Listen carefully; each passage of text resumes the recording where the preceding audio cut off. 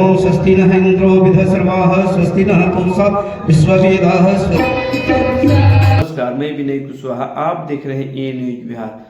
हम पहुंचे हुए सारण जिला के भेल्दी में, जहां पर श्रीधर दास द्वारा स्थापित इंटर कॉलेज दरोगा राय श्रीधर दास इंटर कॉलेज के प्रांगण में, जहां पर इस कॉलेज के प्रथम अध्यक्ष यानी कि शासी निकाय के प्रथम अध्यक्ष कृष्णा राय के प्रतिमा का अनावरण का कार्यक्रम था। इस कार्यक्रम में मुख्य अतिथि के रूप में बिहार विधानसभा के अध्यक्ष नंदकिशोर राय ने सभा को संबोधित किया। इस प्रांगण में कॉलेज के पूर्व अध्यक्ष स्वर्गीय कृष्णा प्रसाद राय की प्रतिमा का अनावरण समारोह में आए हुए मंच पर विराजमान श्री 1008 सुंदर बाबा देश महाविद्यालय के संस्थापक हैं, बिहार सरकार के पूर्व मंत्री चंद्रिका राय जी, इस क्षेत्र के माननीय विधायक श्री कृष्ण कुमार मंटू जी, बिहार विधान परिषद के माननीय सदस्य प्रोफेसर वेंकट यादव जी, इस कॉलेज के प्राचार्य रामकिशोर यादव जी,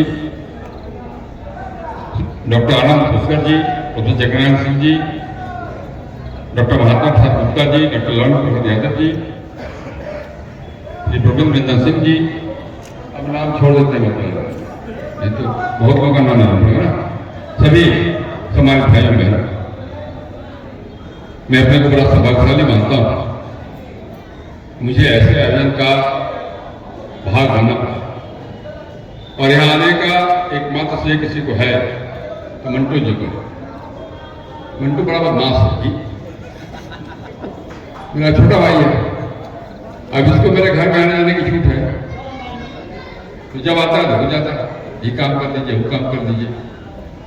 अब मेरा स्वभाव थोड़ा अलग प्रकार का है। छोटा अगर कोई आग्रह, बड़े का आग्रह थोड़ा बहुत सोचते हैं, छोटे का आग्रह को प्राप्त नहीं करते। तो मुझे आना पड़ा, लेकिन आने के बाद मुझे प्रसन्नता है मैं सही जगह पे आया। मैं खुद भी 7 बार से लगातार विधायक हूं, मैंने बहुत विधायकों को देखा है, मंत्री के रूप में देखा, बाकी विधायकों को। ये मुझे कहने में कोई संकोच नहीं है।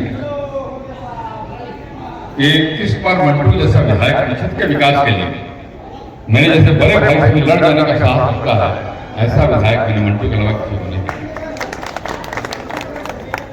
वीरेंद्र बाबू है, मैं जब मंत्री हुआ करता था तो बिहार परिषद में इनकी आवाज सुना करता था।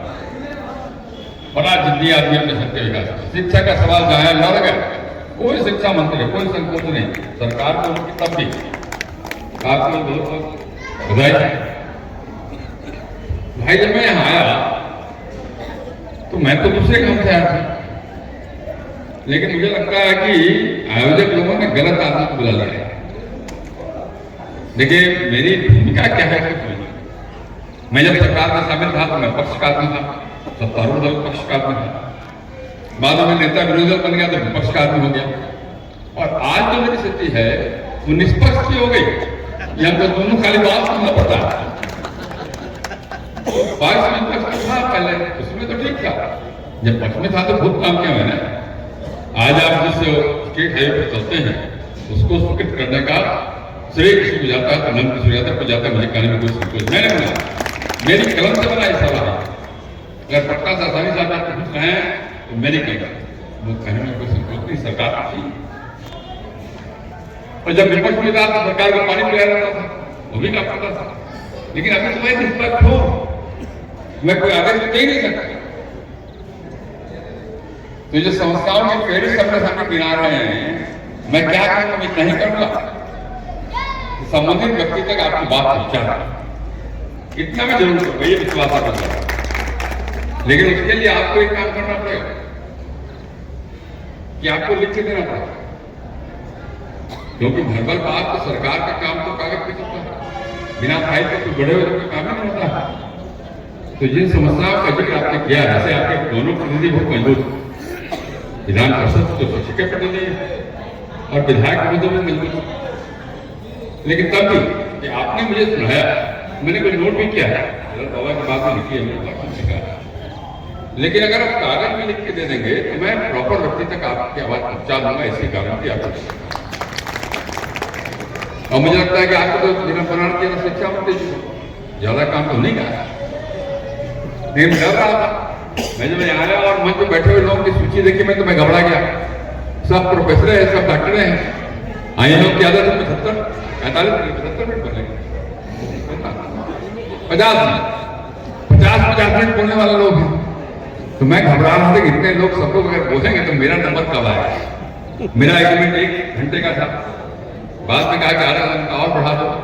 मैं अध्यक्ष की भूमिका समझिए, घड़ी देख के विधानसभा शुरू होती है, 11 बजा विधानसभा अध्यक्ष के अंदर चले जाना और घड़ी देख के काम बंद। लेकिन यहाँ तो एक्सटेंशन पे एक्सटेंशन हो रहा है। लेकिन एक अच्छी बात क्या है, मेरे आने का एकमात्र कारण था जब मुझे मालूम पड़ा इस प्रकार के महाविद्यालय कैसे बने, स्कूल कैसे बने, कॉलेज कैसे बने, वो समाज को प्रेरणा देने की चीज। और ये तो 1988 में हुआ, लेकिन मैं जानता हूं मेरे विधानसभा क्षेत्र में ऐसे स्कूल हैं, हाई स्कूल हैं, जो आजादी के पहले बने, यहां भी हो सकते हैं। आप कल्पना करिए, मेरे विधानसभा क्षेत्र में 137 साल पुराना लड़कियों का स्कूल, जब तक कोई शिक्षा का साधन नहीं था, केवल सरकार शिक्षा व्यवस्था करेगी ये सोचना गलत हो, कोई सोचता नहीं था। उसमें समाज में ऐसे लोग हुआ करते थे जो इसकी चिंता करते थे। कितने कॉलेज होंगे आज, कितने हाई स्कूल सरकारी भी हो गए होंगे, राजकीय कुछ हो गए होंगे, लेकिन आप जरा गौर करिए तो उनकी जमीन किसने दान दी? समाज के किसी व्यक्ति ने दान दी। विद्यालय किसने बना दिया? समाज के लोगों ने पैसे से बना दिया। ये हमारे अंदर, हमारे देश के अंदर एक्टिविटी रही है। आदमी कोई अपने लिए नहीं जीता, समाज के लिए। स्वाभाविक है, अगर आज ये श्रीधर बाबा ने भीख मांग करके विद्यालय बनवा दिया, यहाँ पढ़ने वाले बच्चों को जो फीस लगता होगा उससे एक विद्यालय कर सकता है क्या? नहीं कर सकता। तो जिन बच्चों ने यहाँ पढ़ाई की, यहाँ पढ़ करके आगे बढ़े, इसका अर्थ है समाज के पैसे से पढ़ाई करनी भी उनका दायित्व है। ये सक्षम हो जाए समाज के लिए कुछ करें। ये हमारे भारतीय समाज की सोच है, हमारी संस्कृति का हिस्सा रहा, केवल अपने लिए नहीं दूसरे के लिए कुछ करना। सब कुछ त्याग करना जरूरी नहीं, सब कुछ श्रीधर बाबा नहीं हो सकता, लेकिन हम अपने से इधर में दूसरे के लिए कुछ कर सकें, ये भाव भारतीय समाज में आज से नहीं है। और यही कारण है कि लाख व्यवधान आए, 900 साल की गुलामी के बाद भी आज भारतीय समाज खड़ा, कम बात नहीं है। इसका अर्थ एक ही अर्थ है कि हमारे अंदर विपरीत परिस्थितियों से जूझने की क्षमता हमारे समाज के अंदर है, ये इसका भाव, वो कारण है।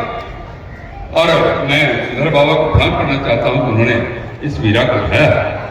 और जो आजकल एक धारणा बन गई, मंदिर और मठ पूजा के स्थल, वहां लोग श्रद्धा से पैसा चढ़ाते हैं, जो उनकी आस्था, उस आस्था का प्रतिनिधित्व करते हैं कि उसको चढ़ा करें।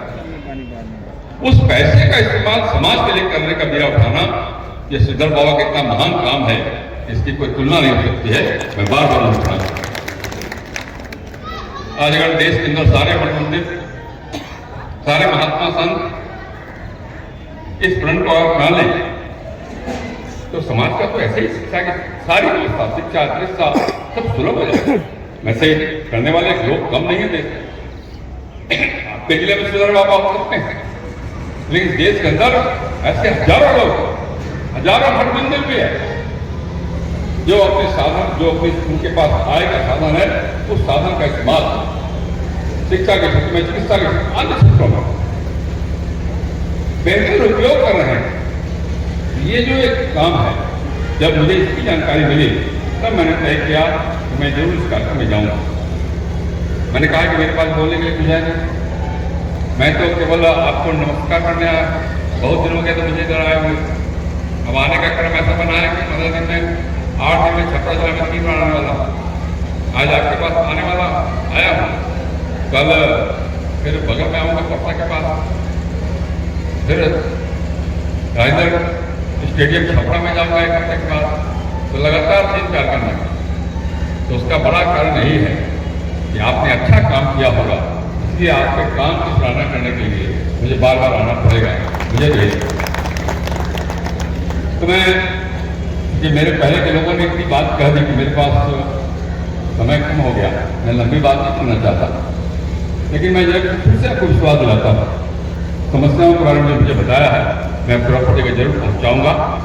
और साथ साथ आपसे भी आग्रह करना चाहता हूँ, शिक्षा के महत्व के बारे में मुझे बताने की जरूरत नहीं है। मैंने तो देखा आज के बच्चे सरकारी स्कूल के बारे में गलत धारणा मत बनाइए। सरकारी स्कूल में पढ़ने वाले बच्चे आज कहाँ कहाँ पहुँचे आप अंदाज नहीं कर सकते हैं। और अब तो एक अच्छी बात हो रही है, देश के अंदर देश की शिक्षा पद्धति में व्यापक परिवर्तन हो रहा है। अब बिना अंग्रेजी पढ़े हमारा काम नहीं चलता था, और अब देश के अंदर चिकित्सा की पढ़ाई, डॉक्टरी की पढ़ाई, इंजीनियरिंग की पढ़ाई अब आपकी भाषा में होना प्रारंभ हो गया। मध्य प्रदेश में हिंदी में मेडिकल की पढ़ाई प्रारंभ हो गई है, और अगले साल से बिहार के अंदर भी मेडिकल की पढ़ाई हिंदी में होना प्रारंभ हो जाएगी। इंजीनियरिंग की पढ़ाई भी हिंदी में होगी, आपकी भाषा में होगी। और तब हमारे सरकारी विद्यालयों में पढ़ने वाले बच्चों को भी वो कठिनाई नहीं होगी जो कठिनाई आज शायद झेलनी पड़ती होगी। इसलिए प्रतिभा किसी इलाके की मोहताज नहीं, किसी इलाके में कोई खास प्रतिभा वाले लोग होंगे ये सोचना गलत है। किसी भी इलाके में प्रतिभाशाली बच्चों की कमी नहीं रहेगी, और इसीलिए अपने बच्चों को पढ़ाइए अवश्य। और मैं तो कभी कभी कहता हूँ साहब, अगर पेट काट के बच्चों को पढ़ाना पड़े तो जरूर पढ़ाने का काम करिए। शिक्षा का कोई विकल्प नहीं, शिक्षा का कोई विकल्प नहीं। और इसलिए मैं फिर से एक बार आपने यहाँ मुझे आमंत्रित किया, उसके लिए आपको बहुत बहुत आपके आभार करता हूँ। और इस विद्यालय में पढ़ने वाले, इंटर कॉलेज में पढ़ने वाले सारे बच्चे बच्चियों को मैं बेहतर भविष्य की शुभकामना देता हूँ, और यही अपनी बात समाप्त करता हूँ। भारत माता की जय।